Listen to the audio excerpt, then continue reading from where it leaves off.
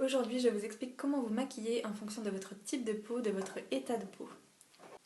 Si vous avez la peau mixte, donc une peau qui a tendance à briller au niveau de la zone T, la zone médiane du visage, je vous conseille d'utiliser des fonds de teint texture légère. Donc comme par exemple le nude de teint qui a plutôt une texture eau grâce à l'édulis qui va permettre d'hydrater votre peau si elle est mixte déshydratée. Et si vous avez plutôt une peau mixte à tendance légèrement grasse, je vous conseille plutôt le fond de teint zéro défaut. Ensuite, poudrez bien votre fond de teint grâce soit à une poudre compacte ou bien une poudre libre pour matifier les brillances pour éviter que votre peau brille dans la journée. Ensuite, pour les paupières, en général on a tendance à avoir les paupières qui sont grasses. Je vous conseille d'utiliser la base paupière fixatrice. Pour les peaux grasses, donc les peaux qui brillent sur l'ensemble du visage, je vous conseille déjà d'utiliser une crème matifiante, une texture légère. Ensuite, pour le fond de teint, je vous recommande d'utiliser le fond de teint Super Mat à base de poudre de Baïkal qui va permettre de matifier. Sa texture en même temps est poudreuse, donc qui va éviter les brillances.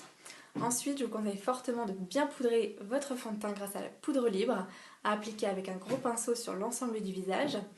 Et tout au long de la journée, si vous voyez que vous avez encore des brillances, je vous conseille d'utiliser le papier matifiant que vous pouvez utiliser sur le visage. Ça permet de matifier mais de garder votre fond de teint en place. Ensuite, pour les paupières, je vous conseille la base paupière fixatrice qui va permettre de matifier la paupière qui a tendance à briller aussi.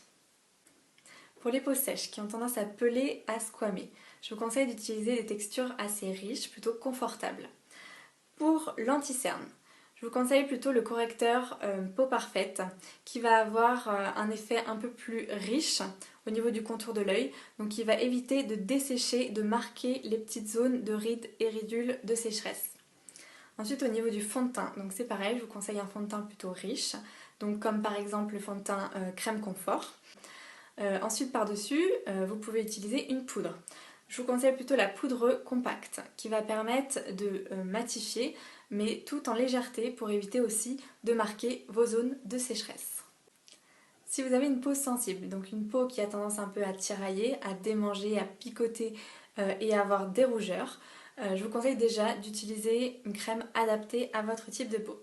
Ensuite, avant d'appliquer votre fond de teint, si vous avez des rougeurs diffuses, je vous conseille d'appliquer la base verte Sensitive Camomille qui va permettre de neutraliser les rougeurs.